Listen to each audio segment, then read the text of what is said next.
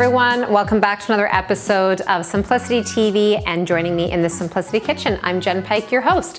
So as a functional nutritionist, as somebody who works with women and their health and their hormones, I'm also really helping to support them with new recipes and food inspiration. Things that are gonna be great for their body, but also easy to pull together.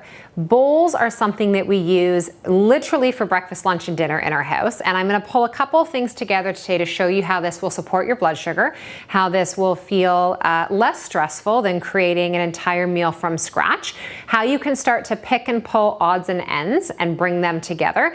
And ideally in this bowl, how we can be supporting ourselves during different phases of our menstrual cycle. So this bowl today, because the protein source I'm using is actually a sprouted, fermented, organic, non-GMO tofu. I've got a couple ounces worth, is great for the follicular phase, that first half of your cycle.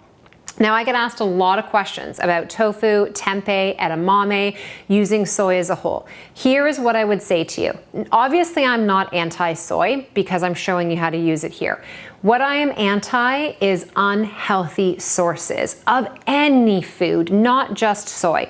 Now, if you know that it is a known sensitivity for you, it causes digestive upset, you get a headache when you consume it, you have a history of very high estrogen, you have estrogen dominant breast cancer, you are on something like tamoxifen, that is something that you want to work with individually as a practitioner. That's not something I can answer for you in an email or a DM. That's a one-on-one conversation. So you might choose to opt out of this and to use something like chicken or grass-fed beef or some lentils, legumes, something like that. Otherwise, having a few ounces of this in that first half of your cycle, you should be okay to do that. Great source of protein, an incredible way to be changing up the variety of what you're getting into your body, and it's going to help to create that stability in terms of our blood sugar. Now, the other question I get asked on this is, what about my thyroid, Jen? I've heard that soy can be goitrogenic, and it can in large amounts. So I don't think we understand fully the amount we would have to be consuming on a regular, consistent basis to cause some of those issues, okay? And again, you could line 10 of us up as practitioners, you could get 10 different results and reasons. I'm just sharing mine with you. Now, the other thing I have here is some raw chopped red cabbage, rich in indole-3 carbinol, rich in supportive DIM, amazing to help to bind and chelate and remove any excess estrogen, super supportive for the liver. And you could do this roasted, you could do it sautéed, or you could do it raw. Then I've got some avocado. We all know avocado is an amazing source of fat, but rich in magnesium, amazing source of fiber, potassium, manganese, so many awesome nutrients here. I've got a couple of berries left over, honestly, just because I had a couple of berries left over, and they're pretty and they'll add that pop of color. And then I've got cauliflower rice, which is so supportive for our hormones, again, being part of that cruciferous family. Some greens in there, some fresh herbs, super easy to cook up. And for those that can't tolerate grains or that are doing carbohydrate cycling or lower carb approach, this is something that is great to add in. And then I have some leftover roasted cauliflower and some sweet potato that I'll add in, and that's gonna make the base. So let's get going with this. We've got our organic mixed greens here. And some people, like when I serve up for my husband, he does not like having it in sections. He wants everything all mixed together and coated with dressing. I'm not quite like that. I like to see it nice and pretty. I love the sectioning approach. So I'm just gonna do that here and pile it all in. And then I'm gonna take a couple of scoops of the cauliflower rice. And here's the other thing, is that when you're cooking regular rice, you need like anywhere from 20 to 40 minutes to pull it together. Cauliflower rice literally takes 2 to 4 minutes. It's so easy, and you can freeze it. And then I'm gonna add in some of the sweet potato. So you'll see as we're building this, already so much balance. We're getting our protein, we're getting our fat, our fiber, our carbohydrates. We're getting a plethora of nutrients here, vitamins and minerals. So much goodness for our body. Let's move that offside. We're gonna position our berries in here in the center. We're gonna take our avocado and slice that in here. right? And again, obviously, you know, you're looking at this and it's like I've cut and I've prepped, but it didn't take a lot of time to do this. And now I have a couple of key things in here. So I've got some different nuts and seeds. I've got some pecans, I've got some hemp seeds, and then I've got some sunflower seeds that I am going to pop in here.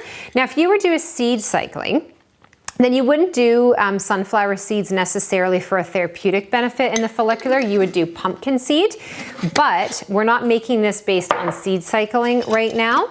And that is just the one that I've chose to add in here. So I'm doing about a tablespoon of each. Now I'm piling in the hemp, which is not only a good source of fat, but this is another great source of protein for our body.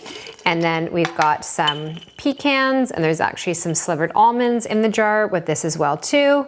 And then we're gonna pile that on.